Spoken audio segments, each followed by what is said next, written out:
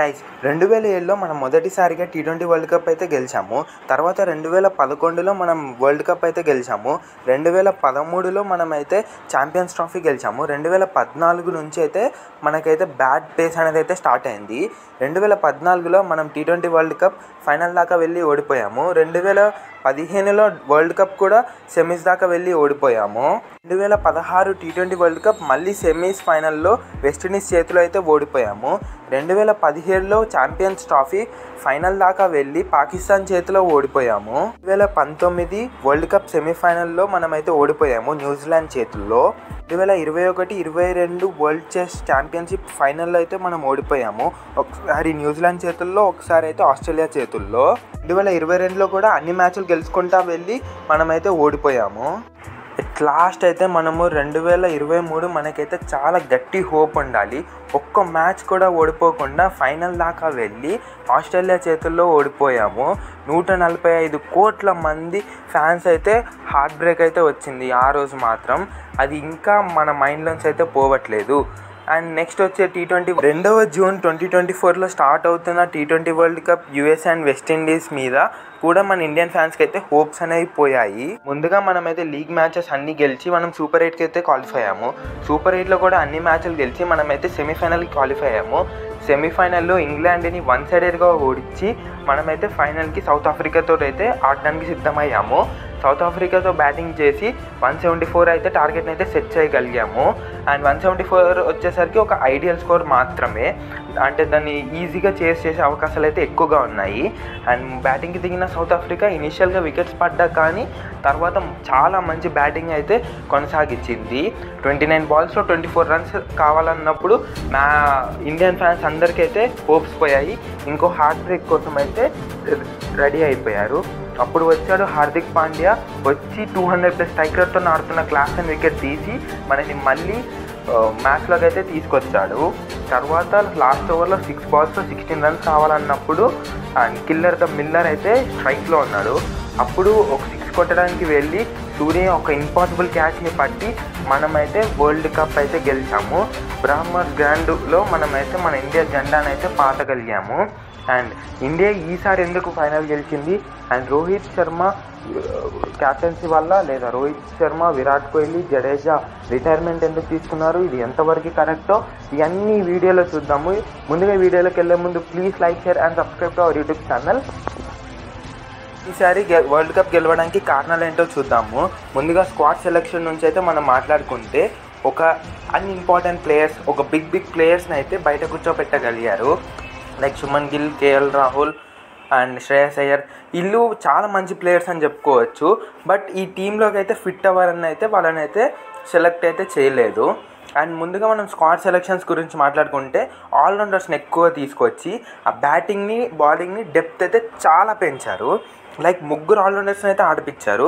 Hardik Pandya, sir Ravinder Jadeja and Axar Patel. And ఇంకొక part time allrounder కూడా పెట్టారు, శివం దుబే. అండ్ 4 ఆల్రౌండర్స్తో వెళ్ళి అటు బ్యాటింగ్ని, ఇటు బౌలింగ్ని చాలా స్ట్రెంగ్తన్ అయితే చేశారు.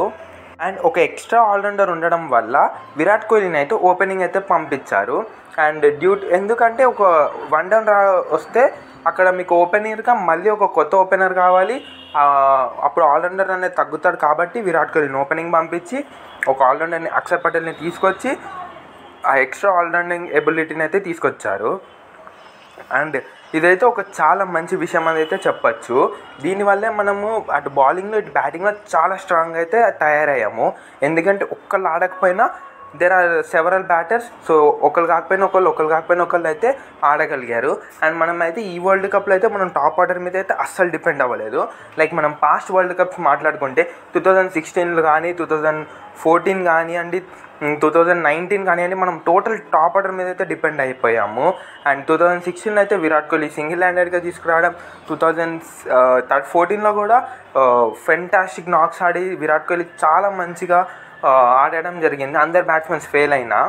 సో అలా టాప్ ఆర్డర్ మీద ఎక్కువ డిపెండ్ అవ్వడం వల్ల మనమైతే ఆ వరల్డ్ కప్స్ అయితే ఓడిపోయాము.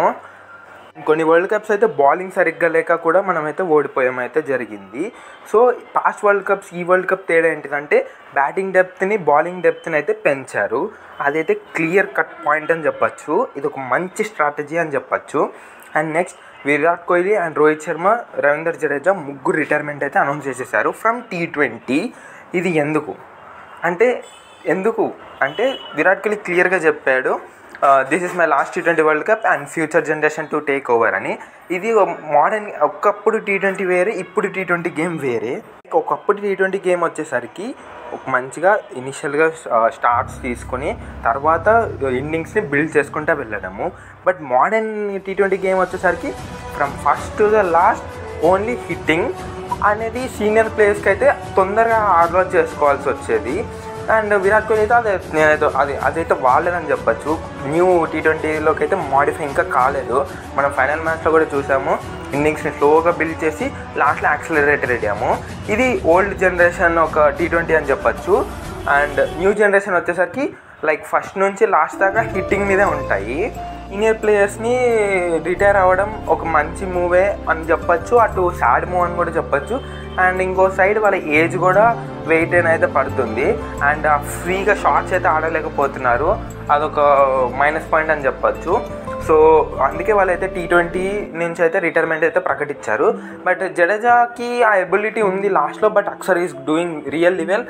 సో ఫ్యూచర్లో అయినా నాకు టెస్ట్ ODI అయితే బెస్టర్ సేఫ్ అనుకున్నాడు, ఏమనుకున్నాడో తెలీదు. సో జడేజా కూడా రిటైర్మెంట్ అయితే ప్రకటించేశాడు. అది తర్వాత కొన్ని రోజుల తర్వాత అయితే ప్రకటించాడు. అండ్ ODIలో టెస్ట్లో మనం అలా ఆడలేము, లైక్ T20 గేమ్ మనం ODI టెస్ట్లో అయితే సచ్చిన ఆడలేము, ఎందుకంటే ఆల్అౌట్ అయ్యే అవకాశాలు చాలా ఎక్కువగా ఉన్నాయి 50 ఓవర్స్ గేమ్ కాబట్టి. సో అక్కడ మన సీనియర్ ప్లేయర్స్ పర్ఫెక్ట్గా సూట్ అవుతారు. అందుకే వాళ్ళైతే ODI టెస్ట్ అయితే వాళ్ళు రిటైర్మెంట్ అయ్యేదాకైతే ఆడతారని అయితే చెప్పచ్చు. సో ఇది సీనియర్ ప్లేయర్స్ నా దృష్టిలో అయితే కరెక్ట్ అని నేను అంటాను, ఎందుకంటే ఒక హ్యాపీ నోట్తో అయితే ఎంజాయ్ చేసినందుకు ఇంకా డబల్ హ్యాపీగా అయితే ఉంది నాకు. సో మీరేమనుకుంటున్నారైతే ఒకసారి అయితే కామెంట్ చేయండి. అండ్ డెఫినెట్లీ మనమైతే మిస్ అవుతాము విరాట్ కోహ్లీని కానివ్వండి, రోహిత్ శర్మని కానివ్వండి, జడేజాని. ఎందుకంటే తెడి చాలా చేశారు. లైక్ మనం మాట్లాడుకున్నాం విరాట్ కోహ్లీ 2016, 2014 అండ్ 2022 ఎవరు మర్చిపోతారు, ఫెంటాస్టిక్ అని చెప్పచ్చు. అండ్ రోహిత్ శర్మ కూడా చాలా గేమ్స్ చాలా ఆడాడని చెప్పాలి. And they are like diamonds అని చెప్పచ్చు. అండ్ ఈ జనరేషన్ క్రికెట్కి అయితే వాళ్ళైతే అంత సూట్ కారు. అండ్ మీరు అనొచ్చు IPLలో ఆడుతున్నారు కదా strike rates, but Indian franchises వేరే అండ్ ఇంటర్నేషనల్స్ వేరే. సో రెండింటిని పోల్చకండి. సో ఇది వాళ్ళ రిటైర్మెంట్ గురించి. అండ్ ఈసారి వరల్డ్ కప్ ఎందుకు గెలిచాము అంటే లైక్ మనం మాట్లాడుకున్నాం strategies. And Rohit Sharma captaincy అంటే ఫైనల్ మ్యాచ్లో కొంచెం తడబడ్డాడని చెప్పచ్చు. క్యాప్టెన్సీ విషయం అయితే నాకైతే అంత ఇంప్రెసివ్ ఏమి అనిపించలేదు. ఆ లాస్ట్ ఓవర్ అక్షర్ పటేల్కి ఇవ్వకుండా ఆర్ మీకు హార్దిక్ పాండ్యా ఉన్నాడు, లైక్ శివం దూబే ఉన్నారు, ఇద్దరు స్లో డైలర్స్ చాలా మంచిగా వేస్తారు.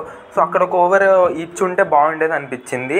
And not a part of captaincy, but captaincy కూడా ఒక కీ రోల్ అయితే ప్లేస్ చేసిందని చెప్పచ్చు.